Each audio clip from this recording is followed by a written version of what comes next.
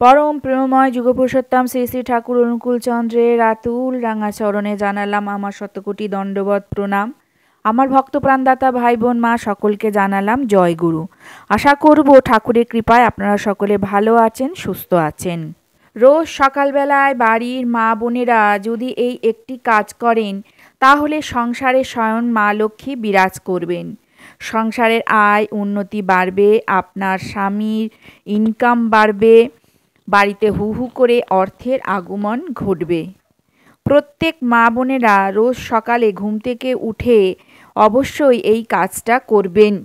শাস্ত্রে বলা আছে এই যে বাড়ির মা বোনেরা আছেন তারাই কিন্তু বাড়ির লক্ষ্মী। এই মা বোনেরাই কিন্তু পারেন মা লক্ষ্মীকে সংসারে বেঁধে রাখতে। যদি রোজ এই কাজটি ঠিকঠাকভাবে পালন করতে পারেন তাহলে সংসারে মা লক্ষ্মী বিরাজ করবেন। আর সংসারে যদি মা লক্ষ্মী বিরাজ করেন তাহলে সংসারে শ্রীবৃদ্ধি বাড়বে এবং হু হু করে কিন্তু অর্থের আগমন ঘটবে।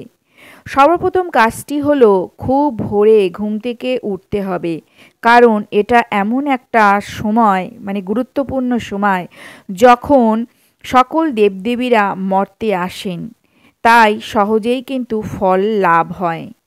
তাই বাড়ির মা বোনেরা অতি সকালে ঘুম থেকে উঠে পরম দয়ালের বলা সকল বিধানগুলো যদি ঠিকঠাক করে মেনে চলেন, যেমন প্রথমেই ঘুম থেকে উঠেই যেটা করতে হবে নাম জপ, তারপরে হচ্ছে ইষ্টভৃতি এবং শেষে করতে হবে প্রার্থনা।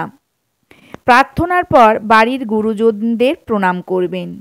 এটাই হলো আপনার প্রথম পর্যায়ের কাজ।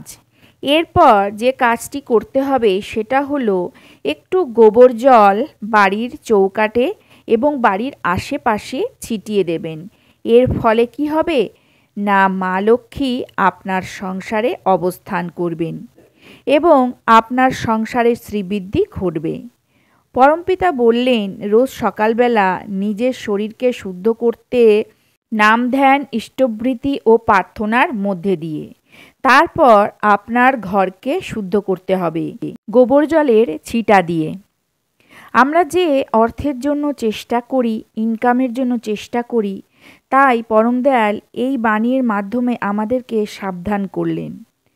অর্থ, মান, যশ ইত্যাদি পাওয়ার আশায় আমাকে ঠাকুর সাজিয়ে ভক্ত হইও না, সাবধান হও, ঠকবে।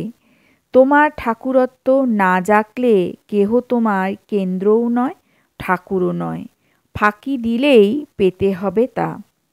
অর্থাৎ আমরা পরম দয়ালের কাছে যাই চাই না কেন সবার আগে তার বিধানগুলো মেনে চলতে হবে। আমাদেরকে রোজ ঠিক সময়ে নাম জপ, ইষ্টভৃতি, প্রার্থনা করতে হবে। আর এই কাজগুলো করার মধ্যে দিয়েই কিন্তু উন্নতি ঘটবে। প্রত্যেকে ঠাকুরের কথা বলতে হবে, প্রত্যেককে ঠাকুরের কথা বলবেন, অর্থাৎ যাজন করবেন এবং নাম ধ্যান করতে হবে, অর্থাৎ যজন করতে হবে। তাহলেই দেখবেন আপনার সব পাওয়া হবে। আপনার সংসারে মা লক্ষ্মী বিরাজ করবে, সংসারের সমৃদ্ধি হবে, আপনার স্বামীর ইনকাম বাড়বে।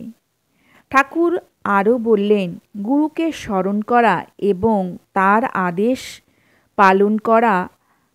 পালন করলেই কিন্তু আমরা লক্ষ্মী লাভ করতে পারবো। লক্ষ্মী লাভের জন্য নিজের হৃদয় সমুদ্রকে মন্থন করতে হবে, অসৎকে দূর করে জীবন বৃদ্ধির রসদকে তুলে আনতে হবে। জীবনকে উন্নত করতে হলে সৎকর্ম ও নৈতিক পথ বেছে নিতে হবে। যখন কেউ এই পথে চলেন তখন লক্ষ্মী নিজেই আকৃষ্ট হন। তাই পরম দয়াল বললেন সংসারী মানুষ যখন নিজের জীবনকে সৎ ও সুন্দর পথে চালিত করার চেষ্টা করে তখন লক্ষ্মী স্বয়ং তার ঘরে আসেন। তার মতে লক্ষ্মীকে ধরে রাখার জন্য বিশেষ কোনো মন্ত্র বা টোটকার প্রয়োজন নেই, বরং নিজের জীবনকে মন্থন করে অর্থাৎ অসৎ থেকে নিজেকে দূরে সরিয়ে রেখে সৎ পথে চললেই কিন্তু লক্ষ্মী লাভ করা যায়। অর্থাৎ লক্ষ্মী লাভের জন্য ঠাকুর কিন্তু আমাদেরকে উপায়ও বললেন, আবার কিন্তু আমাদেরকে সাবধানও করলেন। তার বলা কথাগুলো আমরা যদি ঠিকঠাক করে মেনে চলি, তার আদেশ নির্দেশগুলো আমরা যদি ঠিকঠাক করে পালন করি, তাহলে কিন্তু আমরা সহজেই লক্ষ্মী লাভ করতে পারবো। তাহলে আজকের ভিডিওটা এইটুকুই রইল। আশা করব আজকের ভিডিওটা আপনাদের খুব ভালো লাগবে। যদি ভালো লাগে তাহলে অতি অবশ্যই একটা করে লাইক করবেন। আর যারা এখনও পর্যন্ত আমার পরিবারের সদস্য হননি, তারা আমার চ্যানেলটাকে সাবস্ক্রাইব করে আমার পরিবারের সদস্য হয়ে যান। কালকে আরেকটি নতুন ভিডিও নিয়ে আসব। সবাই ভালো থাকুন, সুস্থ থাকুন, সাবধানে থাকুন। ঠাকুরের কাছে এই প্রার্থনা করি, ঠাকুরের আশীর্বাদের হাত সদা সর্বদাই আপনাদের মাথার উপর থাক, আপনাদের মঙ্গল করুন ঠাকুর।